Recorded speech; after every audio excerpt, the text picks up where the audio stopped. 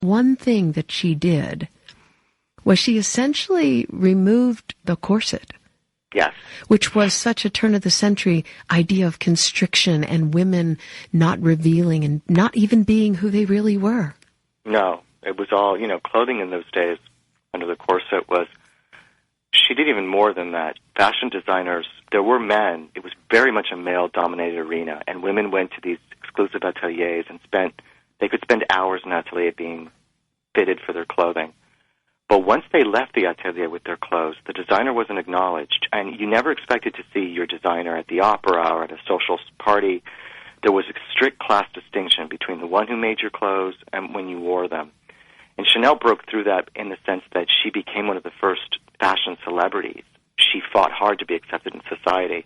But by disposing of the corset, she wasn't the only designer doing it. There was a male designer named Paul Poiret who did that as well.